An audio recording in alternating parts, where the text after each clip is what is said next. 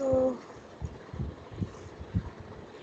just quickly recap what I spoke about in the last class, and we'll carry on with the with derivation of the Planck's law of radiation. As far as I remember, we discussed why the classical theory had failed, and we were on the verge of. I just said what changes Planck made so that he got a new law which agreed with the experimental curve, and we were on the verge of starting to uh, derive how he sort of deduced the final form of the theory of radiation. Okay, so um,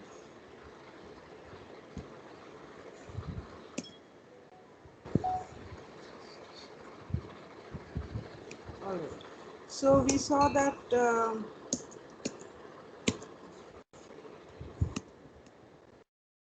so these were the experimental curves, and the two mathematical formulae that were given, to get a law that could tell us or that would agree with the experimental curves. First the Wien's distribution law, and second the Rayleigh-Jeans law. And we also saw how Rayleigh and Jeans derived this particular law. However, what happened was that if you this is the energy density with respect to wavelength, and we saw that if both the theoretical laws, when plotted against the experimental law, it was seen that there was disagreement. Okay, so and in fact, Rayleigh-Jeans law, there was agreement at large wavelengths and small low temperatures, but if you went to small wavelengths, then or rather large frequency, then it was seen that energy increased infinitely.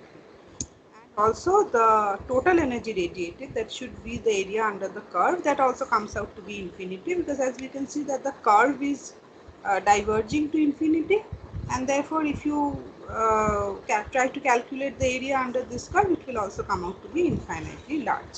So these were absurd results, and you know that this is famously known as the ultraviolet catastrophes. So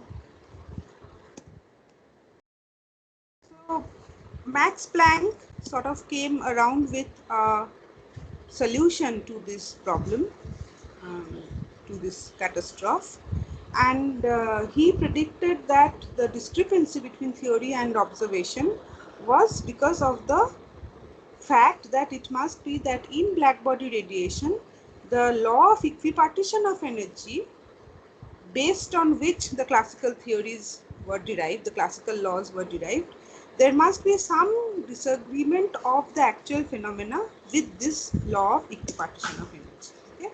So this is the graph with frequency, with respect to frequency. And it is seen that the Rayleigh-Jeans law matches experimental curve at low frequencies. Okay? So obviously, now the law of equipartition of energy says that energy per degree of freedom is half kT. In this case, since every sinusoidal function has 2 degrees of freedom, therefore we have to multiply it by 2. Two states of polarization, therefore you have to multiply it by 2, and therefore average energy should be kT according to the law of equipartition. Now, since Rayleigh-Jeans law is based on this equipartition theory and it matches the experimental curve at low frequencies, therefore we can say that at low frequencies average energy is of the order of kT, because there is agreement. However, from the experimental plot, we can see that at high frequencies also, as frequencies increase, then also the average energy goes to 0. So average energy is 0 both at low frequencies and at high frequencies. Okay, so it must be that at high frequencies the average energy does not any longer agree with the equipartition theory. As frequency increases, there must be some disagreement happening with the black body radiation and the law of equipartition. Okay, so Planck realized that the standing waves that we imagine to be existing inside the cavity from which the black body radiation is coming out, they must be a function of frequency, which will, for that, the energy must be the function of frequency, which will follow these two properties, that the average energy is zero both at low and high frequencies and attains a maximum in between. Now, according to the equipartition law, there is no dependence. Energy is not dependent on frequency at all. It depends only on the temperature. Now let us, and then we discussed from where the equipartition law originated. And we saw that it originated from classical statistical mechanics, which basically is Boltzmann distribution. And what is Boltzmann distribution? It is of this form: e to the power minus exponential minus E by kT, where E is the total energy, whole divided by kT. This is Boltzmann distribution, where PED is the probability of finding a given entity of the system. System is made up of several identical entities, in this case several standing waves confined within the cavity, and the probability of finding a particular standing wave with energy between E and E plus D, that is of this form. That function is of this form. Okay, and the system contains, as I told you, a large number of such entities. Now, in the present system, therefore, we have a set of simple harmonic oscillating standing waves in thermal equilibrium with the black body cavity, and their energies therefore follow this function, that the probability of finding one standing wave with energy between E and E plus D is this. It follows this function. Okay. Now, using Boltzmann distribution, the average energy of the standing waves can be calculated using this formula. Average energy is weighted average basically. So, this energy into probability of finding that energy divided by the total probability, right? And you can calculate this using this function and show that the average energy is equal to kT, which is in agreement with the equipartition theory. And I showed you this graph from the book of Reznik and Iceberg, which shows that the maximum value of PE, the probability function, at E tends to 0 has a value 1 by kT. Okay, and P goes to 0 as E tends to infinity, maintaining the average value of kT. All right. So what is Planck's great contribution? Obviously, there is disagreement with this because we don't see that E is average E is equal to kT everywhere. It is equal to kT at low frequencies, but not at high frequencies. So how to get this frequency dependence? And so Planck's great contribution, he said that the condition that average energy goes to 0 at frequency tends to infinity, that is, this dependence of energy on frequency, this could be achieved if the calculation of E from P is done using Boltzmann distribution, but treating E as a discrete variable instead of the classical continuous variable. So the same method is followed, only now instead of this integration that we did, this integration that has been done, when can we perform an integration? When the function is continuous. So we can do this integration when energy is a continuous function. However, Planck says that the same calculation may be done using Boltzmann distribution, but treating E as a discrete variable instead of a continuous variable, and that will lead us to satisfaction of this condition. Okay, so this was the only point in which Planck made a difference. Otherwise, he went with the same treatment as earlier. The only difference was the switch over from continuous to discrete. We usually switch from discrete to continuous. So Planck went, in the opposite direction, and he went from continuous to discrete. So the first step is replacing the integral by the summation in the expression of average E. And the second step is the fact that energy can assume only certain discrete values that are uniformly distributed. So this is an assumption. Not only that energy has certain discrete values, but also that these discrete values are uniformly distributed. How distributed? So E can, the energy of a particular entity, that in this case a particular standing wave, can have values 0 or integral, basically integral multiple of some minimum value delta E. Okay, so energy can be of the value 0, delta E, 2 delta E, 3 delta E, etc. up to n delta E. Okay, so delta E is the uniform interval between successive allowed values of energy. And Planck discovered that average E equal to kT when delta E is small. When this interval is very small, then average E comes to kT, whereas E goes to 0 when the interval is very large, which means that this E goes to kT must be valid for small nu, and E goes to 0 must be valid for large nu, which means that delta E, this uniform interval that we are assuming energy to be having in discrete steps, that must be an increasing function of nu. And what is the simplest increasing function of nu? Proportional. Okay, and he took the constant of proportionality to be h.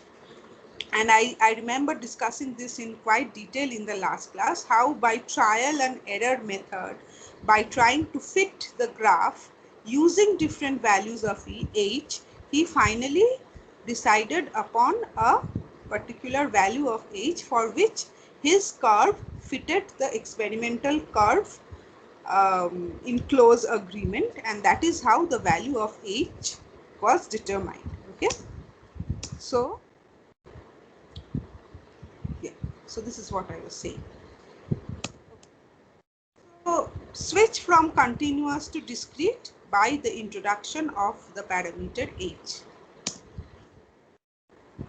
And now we are at a position to state the quantum postulates of Planck. And as I told you in the last class, that usually all the books give this as 2 postulates. I will be giving you in a little more broken form. I will be giving you some, not the same 2 points, but broken down into smaller parts. So the first point is that a cavity emitting blackbody radiation contains simple harmonic oscillators, or also called Planck's resonators, of molecular dimensions. Okay, so these molecules on the wall of the cavity are basically simple harmonic oscillators, also known as Planck's resonators, and they undergo vibration with all possible frequencies. There is no restriction on frequency, all possible frequencies. The vibration of the resonator entails 1 degree of freedom. We know that when this is a particular thing is vibrating, it vibrates only along one particular direction, to and fro motion. So there is only 1 degree of freedom. This is very important. Okay. Now these resonators, when they emit or absorb energy, they cannot do it continuously, but in the form of packets or quanta of energy called photons. So this is the most important point in Planck's postulates. And Planck assumed that the energy of each such photon has the magnitude h nu. So basically delta E, that uniform interval, that is equal to h nu. And Planck's constant has this value that you all know. So the exchange of energy, emission or absorption, takes place as integral multiple of the energy of a single resonator, that is h nu. So the amount of energy exchanged will be of this form. So a particular resonator can absorb either 0 or h nu or twice h nu or thrice h nu units of energy, and it can also emit energy in this same form.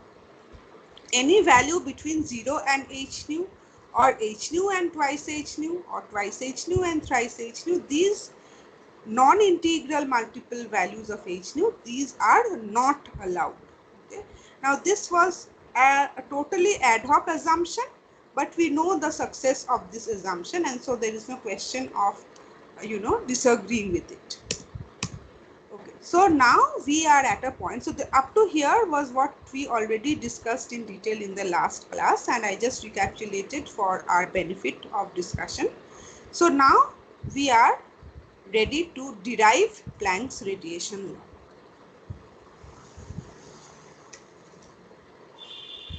Excuse me. Okay. Now, there are basically two steps to the final derivation. We will derive two quantities. The first quantity is the number of resonators per unit volume having frequency between mu and nu plus d mu. This is the first thing that we'll derive, that will get the expression of. And the second thing will be the energy per such resonator. So we'll multiply these two, energy per resonator multiplied by the number of resonators per unit volume, to get the final expression of the average energy. Okay. So first step is to find out the number of resonators per unit volume having frequency between mu and nu plus d nu. Okay, for this, let us consider a cube of length A, side is A, inside which we have the standing waves. And we know that since they are standing waves, one fixed condition is that they have nodes on the walls. The two walls are fixed position for the nodes. There might be more nodes in between, but the fundamental mode, MOAD mode, MODE mode of vibration is when there is one node at each wall. So please don't get confused. I don't know how how clearly you can hear me. So don't get confused between node and mode. Node is where the amplitude is 0, and mode is the profile of vibration. Okay. So the simplest profile is when there is one node at each wall, and you have studied standing waves elaborately, so you know what the different modes of vibration are. Simplest or the fundamental is two nodes at each wall. Then the next harmonic will be in between the two nodes, there will be another node midway. Then there can be two nodes midway, and so on and so forth. Okay. Now, if you remember the expression of the electromagnetic standing wave, just a second, I'll also open the other file so that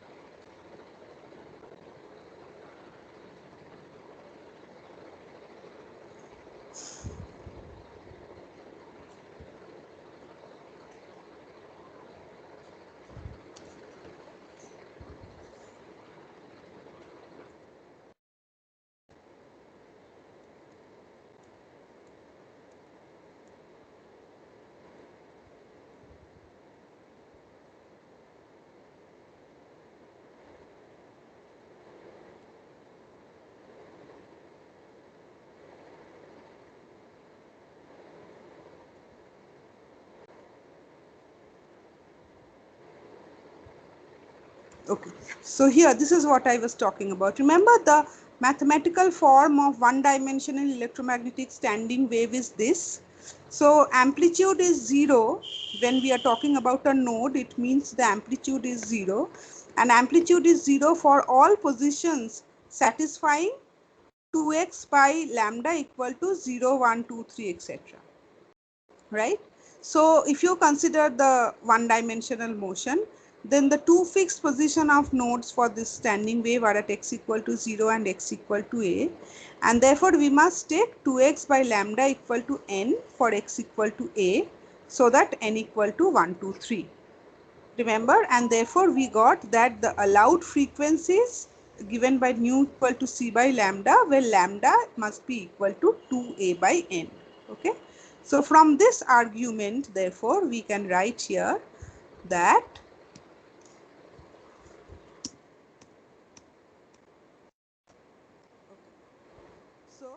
from this argument we write down, we take it from the classical theory of standing waves, that the allowed wavelengths are given by lambda equal to 2a by n, where n equal to 1, 2, 3, etc.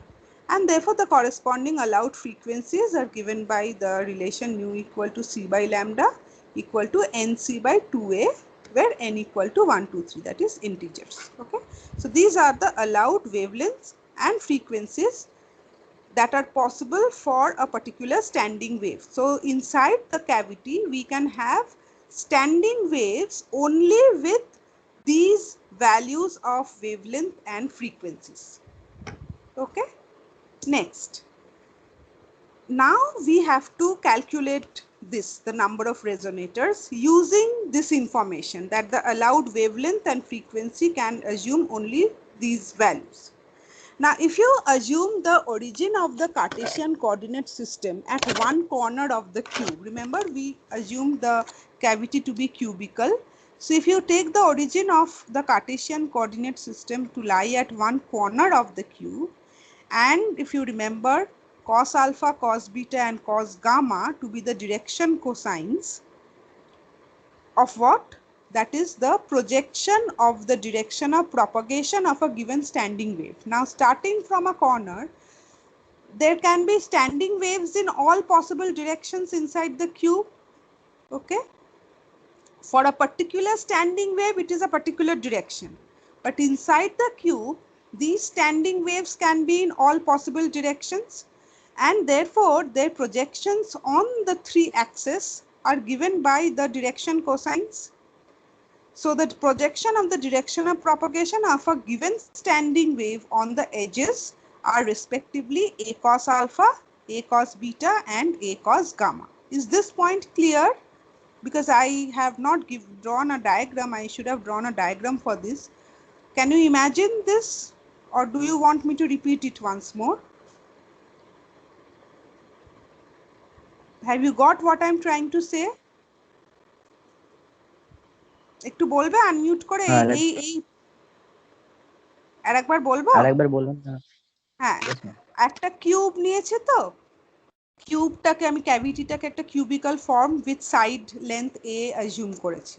তার মধ্যে allowed frequency আর ওয়েভলেন্থগুলো আমি পেয়ে গেলাম for the formation of standing waves. এবারে এই যে standing ওয়েভগুলো, এরা তো কিউবের মধ্যে একটা, তুমি যদি আইসোলেট করো একটা standing ওয়েভকে, then that has a one-dimensional nature. But inside the cube, there are such standing waves in all possible directions. Right. So how will you get I mean, if you want to consider one direction alone, you can take either the x or the y or the z direction. But you don't know whether a particular standing wave is along any one of these directions. So what will you take? You will take a random standing wave which has any given direction. And then using your concept of vector components, you get the projection of the direction of this particular standing wave onto the three coordinate axes along the edges that lie along the edges, because we have taken the origin at one corner. So what will be the projection? It will be given by the direction cosines. So along the three edges, the components, or rather the projection of a given standing wave is given by either a cos alpha or a cos beta or a cos gamma. এবার বুঝতে পেরেছো? না ma'am ঠিক আছে। Okay, so now for the nodes to exist on, so instead of, so why have I taken resort to this projection business? Because I don't know, for if I know that a particular standing wave is exactly along the edge of the cube, একদম একটা side ধরে যে standing ওয়েভটা যাচ্ছে তার জন্য আমি এইটা নিতে পারবো, কিন্তু ভেতরে র্যান্ডম ডিরেকশনে যে স্ট্যান্ডিং ওয়েভটা তার জন্য তো আমি এই এটা নিতে পারবো না, কারণ সে তো ডায়াগোনালিও যেতে পারে, ঠিক আছে না? তখন আমি কি করব, তার জন্য আমি এটাকে রিপ্লেস করব a cos alpha দিয়ে for the x direction. For the y direction, I'll take a cos beta, and for the z direction, I'll take a cos gamma. So in the three directions x, y, and z, I therefore have three numbers now, n1, n2, and n3, three integers that will decide the allowed wavelengths along the three Cartesian directions.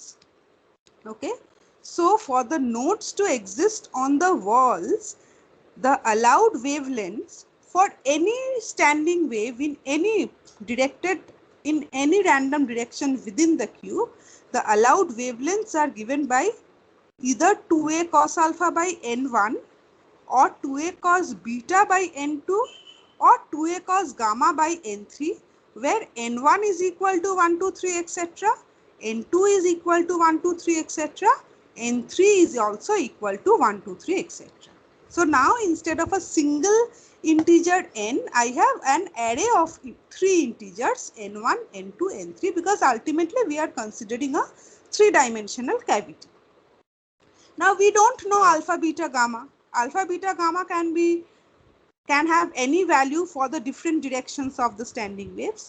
So we use the property of direction cosines that cos square alpha plus cos square beta plus cos square gamma equal to 1. Irrespective of the value of alpha, beta, gamma, we know that the sum of the squares of the direction cosines is always equal to 1.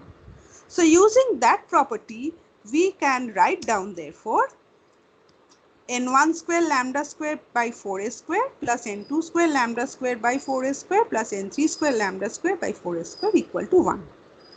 Okay, we know a, lambda are the, so this is the relation that will be followed by the allowed wavelengths for different values of n1, n2, and n3.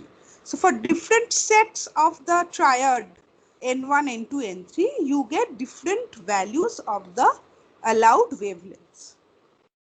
And that basically will be giving you the different modes of the stationary waves inside the cavity. So from this, therefore, we get n1 square plus n2 square plus n3 square is equal to 4a square by lambda square or 2a by lambda whole square. Okay, so we get a relation that should exist between these three integers n1, n2, and n3. n1, n2, and n3 are not unrelated. They are not independent of each other. They are related by this particular equation. Okay, or if you write it in terms of frequency, we get n1 square plus n2 square plus n3 square equal to 2a nu by c whole square. Can you tell me what equation this represents? This is the equation of a what?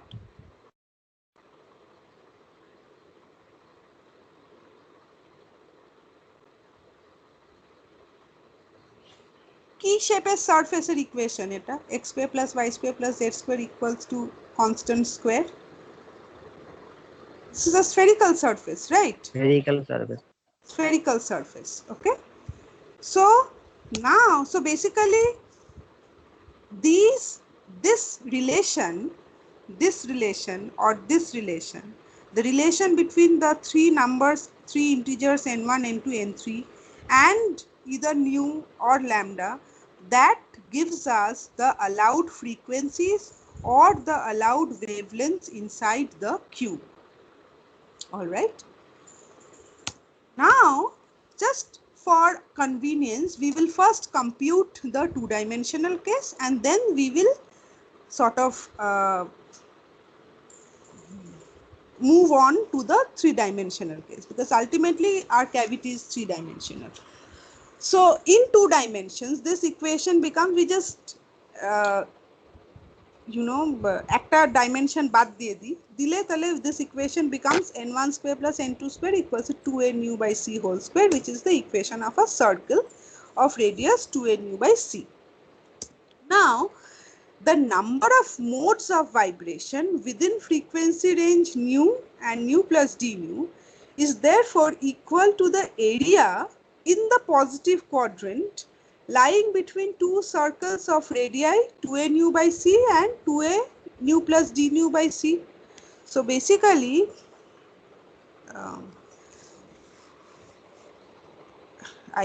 I so miss a blackboard now. So if you think of the four quadrants and you take the first quadrant, the number of modes of vibration that will lie within the range nu and nu plus d nu is equal to the area in the positive quadrant, because we have to take only the positive quadrant, because the contributions from the other quadrants will be just repetitions. So we have to take the positive quadrant only, and those lying between two circles of radii this and nu plus d nu. So what will this area be? Only the positive quadrant, so you have to divide by 1/4. So 1/4 pi a square minus this square. Okay, so 1/4 pi 2a nu plus d nu by c whole square minus 2a nu by c whole square. So that gives you pi by 4 into 8a square nu d nu by c square, which is 2 pi a square nu by c square d nu. This is in two dimensions. Now using this result, we will move on to the third dimension. So extending to three dimensions, therefore, the number of modes of vibrations within the range nu and nu plus d nu is 1/8 of the volume lying between the spherical shells of radii 2a nu by c and 2a nu plus d nu by c. Now we could have done this directly from our equation n1 square plus n2 square plus n3 square equal to 2a nu by c whole square, but just to start from the simple step and then go on to the more complicated, not very complicated step, I just showed you this step in between, that what will be the picture when we are in two dimensions. That will be the area between two circles, and when we extend to three dimensions, we switch from area to volume. But since we are in three dimensions, now we have to divide by 8, because we want only the value in the first quadrant, and we replace area by volume. Okay, so 1/8 of the volume lying between spherical shells of radius 2a nu by c and 2a by c nu plus d nu. So what will this value be? 1/8 into 4/3 pi this cube minus 4/3 pi this cube. Okay, so 1/8 into 4/3 pi comes out. If you do this calculation, you are left with this 4 pi a cube nu square by c cube d nu. Now a cube, we have taken a cube of side a, so a cube is basically the volume of the cube. So I replace a cube by capital V. So we get this number, the number of modes of vibration in the first quadrant, to be 4 pi V nu square by c cube d nu. All right. So number of vibrations per unit volume, number of modes of vibration per unit volume, you just divide by capital V, and that is 4 pi nu square by c cube d nu. Now we have to remember that there are two sets of polarization for each mode of vibration, because we are considering a electromagnetic wave. So each mode can have two sets of polarization, and therefore we have to calculate this by 2. So the number of modes of vibration per unit volume within frequency range nu and nu plus d nu is given by 2 into this value. So 8 pi nu square by c cube d nu. So this is the first quantity that we have calculated. The number of modes of vibration within frequency range nu and nu plus d nu per unit volume, because finally we are going to calculate energy density, so we need to do it per unit volume. So this is the value that we require. Okay, the next, ma'am বলো বলো বলো বলো বলছি ওটা এরিয়ার volume পাচ্ছি, ওটার মধ্যে ওটাই কি মানে মোডের অ্যামাউন্টটা দেবে, নাম্বার অফ মোড? হ্যাঁ মানে দাঁড়াও আমি তাহলে একবার ওই স্লাইডটা আছে।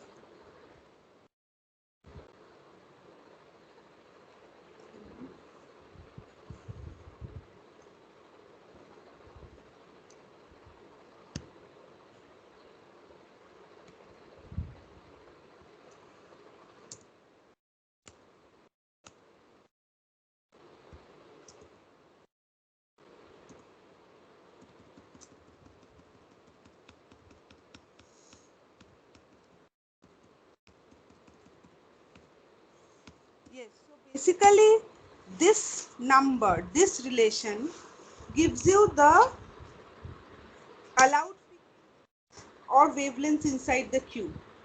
Okay. Now we have to calculate the number of allowed modes with these allowed frequencies, right? So for that, since we are getting the allowed frequencies lie within a sphere of radius 2a nu by c. So now frequency can have any value. Frequency value is not fixed. Only you have this restriction gives you the number of frequencies within that cube. So to find out the number of one particular stationary wave can either have a frequency that has to follow this relation. So if you want to find out how many stationary waves lie within a particular frequency range, then you have to calculate the number of modes lying between it will be lying in a shell of the sphere, the inner surface of which has radius 2a nu by c, and the outer sphere has radius 2a nu plus d nu by c. That will give you the number of modes lying within that frequency range, that shell. আমার এখানে actually শেলটা আঁকা উচিত ছিল, শেলটা না এঁকে আমি ভুল করেছি। Within that shell, okay.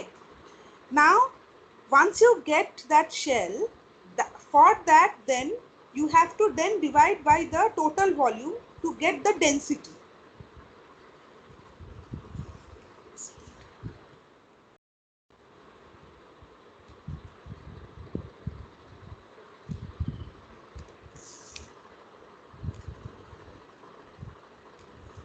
Suppose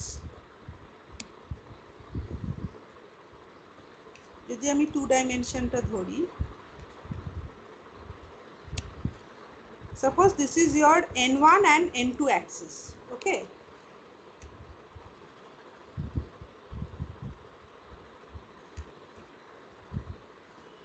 This is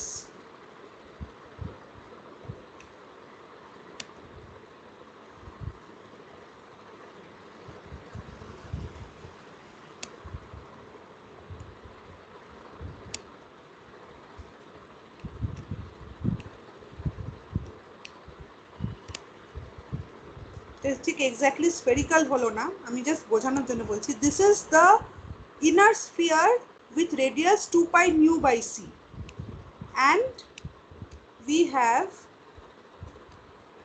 an outer sphere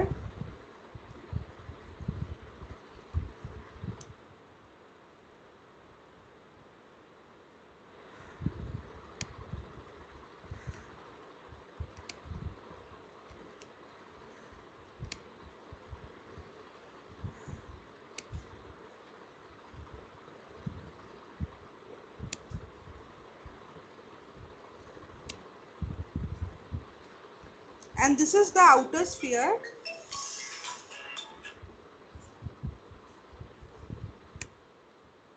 And this is the outer sphere with frequency 2 pi nu plus d nu by c. Okay, so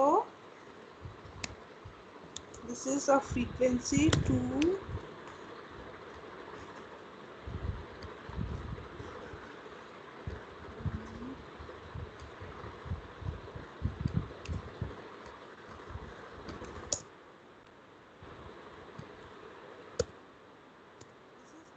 radius of the inner sphere, and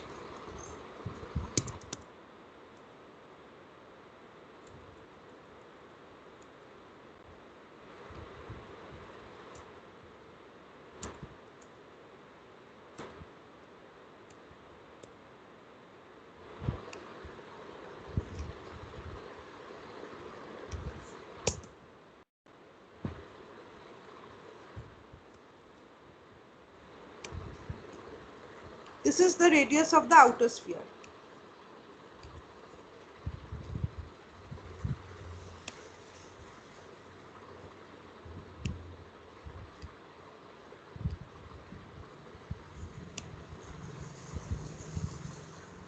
Okay, so when you are calculating the area lying between these two shells, so basically you are calculating the area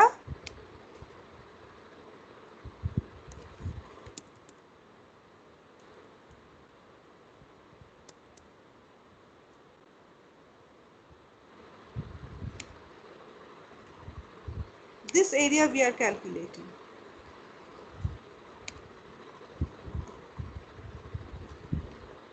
Okay, now এই এরিয়াটা যখন calculate করছে, what are we getting? We are getting the number of modes of vibration that might have frequency between nu and nu plus d nu, and those modes of vibration will lie within a shell that looks like this.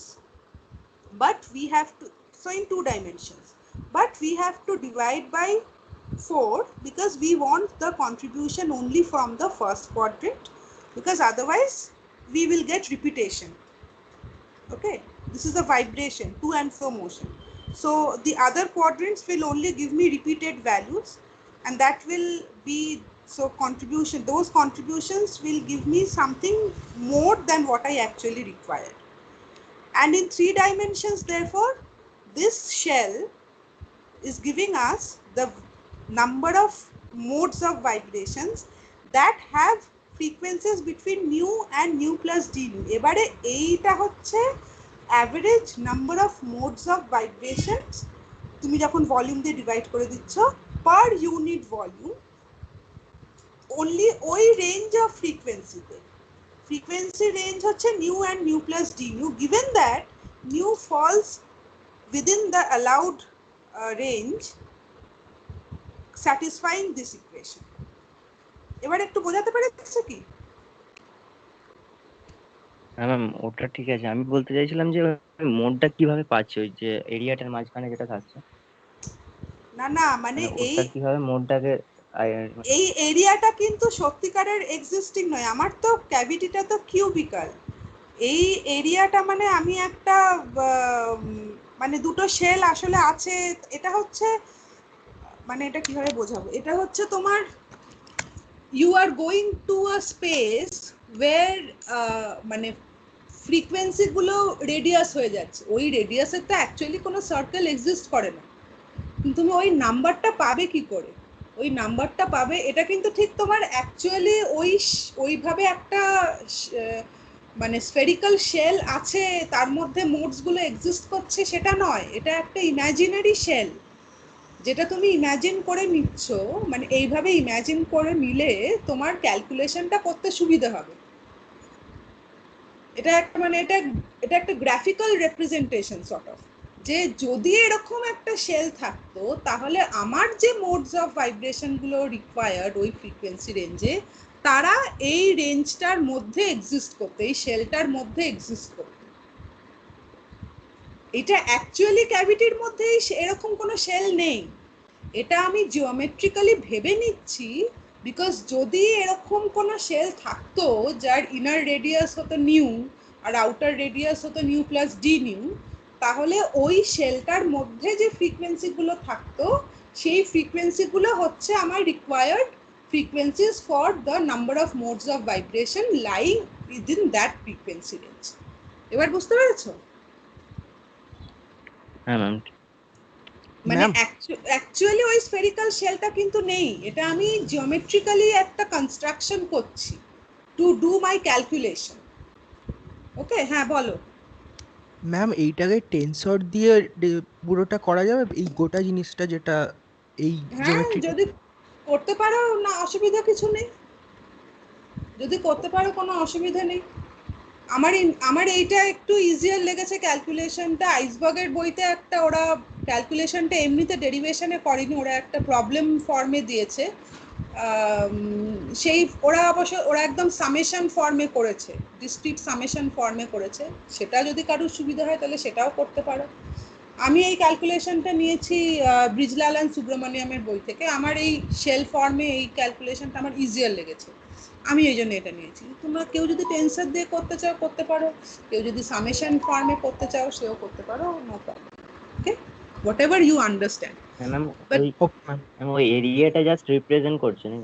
হ্যাঁ, এরিয়াটা একটা representative, মানে আমার তো সত্যিকারের এরকম কোনো shell থাকতে পারে না যার ইনার রেডিয়াস একটা ফ্রিকোয়েন্সি, আউটার রেডিয়াস অন্য ফ্রিকোয়েন্সি। ওরকম তো কোনো মানে মেটেরিয়াল স্ফিয়ার তো ওরকম নেই। আমি ইমাজিন করছি যে যদি এরকম কোনো স্পেস থাকতো যেখানে n1 একটা অ্যাক্সিস, n2 আর একটা অ্যাক্সিস, আর তার মধ্যে ওই দুটো স্ফিয়ার আছে যার যেগুলো হচ্ছে কনসেন্ট্রিক স্ফিয়ার্স, যার ইনার স্ফিয়ারের radius 2π mu by c, outer স্ফিয়ারের radius 2π mu plus d mu by c, তাহলে ওই শেলটার মধ্যে যে মোডসগুলো থাকতো সেই মোডসগুলোই হচ্ছে আমার number of modes per unit volume. Per unit ভলিউমটা তো আমি জাস্ট জিওমেট্রি ফর্মুলা লাগিয়ে করে দিচ্ছি, 1/8 করছি to get it in the first octant, আর তারপরে রেডিয়াস এরিয়ার ফর্মুলা, সরি ভলিউমের ফর্মুলা লাগাচ্ছি, এ কিউব এসে যাচ্ছে, ডিভাইড করে দিচ্ছি, তাহলে ওটা আমি পার ইউনিট ভলিউম পেয়ে যাচ্ছি। কিন্তু বেসিক্যালি হচ্ছে এই যে শেলটা, এই শেলটার মধ্যে এরকম যদি হতো তাহলে এই শেলটার মধ্যে যে মোডসগুলো এক্সিস্ট করতো, they are my required modes of vibration within that particular frequency range. Okay, so that value is given by, এগুলো পরিষ্কার করে নেওয়া খুব মানে প্রয়োজন, এই জিনিস এই কনসেপ্টগুলো পরিষ্কার করে নেওয়া খুব দরকার। সো এবার ক্যালকুলেশনটা তো ইজ জাস্ট মিয়ার algebra, so that value is given by this, and then we have to remember that we are considering electromagnetic waves which always has two states of polarization. For one given standing wave there are always two states of polarization possible, so I have to multiply by 2. There are always two possibilities, so total number of modes that I get has to be multiplied by 2 because of the two states of polarization that can always be possible, and therefore my final number comes out to be this 2π mu square by c cube into d mu. Okay, so this is one part of the calculation. In the next part we are going to calculate the average energy for Planck's oscillator. So that is the number of Planck's oscillator in the frequency range nu and nu plus d nu per unit volume. এবারে একটার average energy কত, that I will calculate and then we'll multiply the two to get the energy density. What are the steps for this calculation? Let the total number of resonators in the cavity be capital N. Suppose inside the cavity there are capital N number of resonators or standing waves. Okay, if the total energy of all these standing waves, the sum of all the energies, if that is E, then average energy is basically E by N. E bar, the average energy, is equal to E by capital N. Now we have just seen that Planck has said that the resonators can have energies of only these values. E cannot be from 0 to infinity, but E can only have values 0, delta E, 2 delta E, 3 delta E, etc.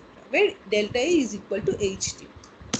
Now suppose oscillators having zero energy, the number of oscillators having zero energy is n0. Number of oscillators having energy delta E is n1, and according to the Boltzmann distribution, this number is given by n0 e to the power delta E by kt. Okay, remember P e to the power delta E by kt, that is the probability of a particular oscillator having energy between E and E plus delta E. So n0 খানা অসিলেটরের energy zero energy ওলা n0 টা আছে, তাহলে number of oscillators having energy delta E will be this number of oscillators having energy 2 delta E, that is n2, will be n0 e to the power minus 2 delta E by kt. And in this manner, number of oscillators having R delta E will be given by nr, suppose, and that will be equal to n0 e to the power minus R delta E by kt, because this is the governing function, Boltzmann distribution. This is my governing distribution. Okay, so the total number of resonators n, as I already assumed, so that is actually equal to sum of these numbers, n0 plus n1 plus n2 plus etc plus nr plus etc. And if you write this, all these numbers in terms of n0, then this is the expression that you get. So you take n0 common, and inside the bracket you are left with this 1 plus e to the power minus delta E by kt plus e to the power minus twice delta E by kt plus etc. So if you take y equal to e to the power minus delta E by kt, then basically you get this total number of oscillators n as equal to n0, the basic number, the fundamental number with zero energy, multiplied by 1 plus y square plus y cube plus etc. What is this series? n0 by 1 minus y, binomial. And what was y? So you put back the expression of y, so you get n equal to n0 by 1 minus e to the power minus delta E by kt. Total energy is 0 into n0. n0 টা অসিলেটরের energy 0, n1 টা অসিলেটরের energy delta ই, n2 খানা অসিলেটরের energy twice delta ই, এরকম করে যেতে যেতে nr খানা অসিলেটরের energy r delta E plus etc. So total energy is this weighted sum, right? So now you have an expression for n1, n2 etc. So you write down those expressions, and this is the expression of the total energy that you get, which you can again write as a series of e to the power minus delta E by kt. So this is the form of the series. n0 delta E, see, this is e to the power, this is basically y plus 2y plus 3y plus etc. So you take y common, you have 1 by 1 minus y whole square. So E is equal to n0 delta E into y by 1 minus y whole square. So average energy is total energy by total number of oscillators. So this is total energy and this is total number of oscillators. So average energy E by n is this number divided by this number. I have kept it in terms of y initially. So it comes out to be y delta E by 1 minus y. You put back the expression of y, and average energy is delta E by e to the power delta E by kt minus 1. So according to Planck's hypothesis, delta E is h nu. Average energy is h nu by e to the power h nu by kt minus 1. Now, number of oscillators per unit volume, we had obtained it to be 8 pi nu square by c cube d nu. Average energy per oscillator, h nu by e to the power h nu by kt minus 1. So energy density within the frequency range nu and nu plus d nu is the product of these two expressions, and that comes out to be this. So energy density in terms of frequency is 8 pi mu square by c cube h nu by e to the power h nu by kt minus 1 into d. So this is Planck's radiation law in terms of frequency. Is it clear up to here? A derivation ta? Obviously you have to do it by yourself once in order to actually understand whether it is clear or not. But at the moment, do you have any more doubts regarding this derivation? Do you want me to repeat it once more? The next part, the average energy part.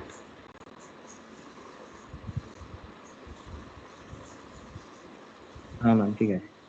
Okay, so it's my suggestion is that you do it by yourself once. যদি এই মেথডটা comfortable মনে হয় এই মেথডটা, অথবা অন্য যে কোনো বইয়ের যেটা মেথড কমফোর্টেবল লাগবে, যদি মনে হয় কোনো ডাউট হচ্ছে কোনো পয়েন্টে, then you can ask me in the next class. Okay, so this is Planck's radiation law in terms of frequency, and then you just replace frequency with wavelength using this relation c equal to nu lambda, which means that nu equal to c by lambda. So mod d nu is minus c by lambda square d lambda. I am giving mod because the negative sign will not be required in the final expression. So in the expression of E nu d nu, you replace all the nu's and d nu's in terms of lambda, and you doing the little bit of algebra that is required, we get E lambda d lambda equal to 8 pi hc by lambda to the power 5 d lambda by e to the power hc by lambda kt minus 1. So this is Planck's radiation law in terms of wavelength. Okay? So whether you are asked to find the radiation law in terms of frequency or wavelength, you have to, in this method that I have used, you have to find out, calculate it in terms of frequency and then replace it by wavelength to get the expression in terms of law in terms of wavelength. Okay, now let us see how this helps. We've got an expression for the radiation law, but is it in agreement with the claims that Planck has made? He has made this revolutionary jump from continuous energy to discrete energy, but does that help? Okay, so let's see that and end our class. So if you take a look at the formula in terms of frequency, which is this, then we'll see that basically E nu d nu is some constant into h nu by e to the power h nu by kt minus 1. All right. So when nu tends to 0, h nu by kt will tend to 0. E to the power h nu by kt is equal to 1 plus h nu by kt, right? Which means average energy, which is h nu by 1 plus e to the power h nu by kt minus 1. So e to the power h nu by kt you replace by 1 plus h nu by kt because nu tends to 0, and therefore what remains from this expression here is kt. So when nu tends to 0, average energy tends to kt, which is in agreement with what Planck claimed in the beginning, that at low frequencies the equipartition law is in agreement with the energy density obtained from Planck's law. When nu tends to infinity, h nu by kt tends to infinity, to the power h nu by kt tends to infinity. So average energy, which is h nu by e to the power h nu by kt minus 1, that becomes h nu by this will not be 1 plus infinity, this will just be infinity minus 1. So basically 1 by infinity, which means 0. Okay, so now if you look at this graph, we can see that Rayleigh jeans gave us ultraviolet catastrophe, so has to be discarded for high frequencies. But experimental curve we know is this blue curve here, which is 0 at low frequencies, or rather of the order of kt for low frequencies and 0 for high frequencies, and that is exactly what we get from Planck's law. So this blue curve is Planck's law, and it is also the experimental plot, and we see that this assumption that energy is exchanged in terms of units of delta E equal to h nu, that treatment, everything else is the same. There is no deviation from any other part of the derivation. We are still following the classical statistical distribution of Boltzmann, but following that, we are still getting an agreement with the experimental curve of black body radiation. So basically, Planck's law is the actual law for the radiation from a black body, from a cavity emitting black body radiation. Okay, so this is the derivation that is required. And now that we are here, I will give you a few more points of discussion regarding Planck's law. The fact that you can say that when we have just a pendulum, suppose we are considering a pendulum that is also undergoing one-dimensional sinusoidal vibration. We can represent the motion of a pendulum by sinusoidal vibration. Then but that has continuous energy, and we have done that for so long. Okay, so where is the disagreement? So those certain little points that I'll discuss in the next class, and then we have to derive all the existing laws: Stefan Boltzmann law, Newton's law of cooling, Wien's displacement law. All these laws have to be derived from Planck's radiation law. Okay, so that we will do. That is the next part of our syllabus, and we'll do that in a next class. Okay, so meanwhile, I would advise that you go through the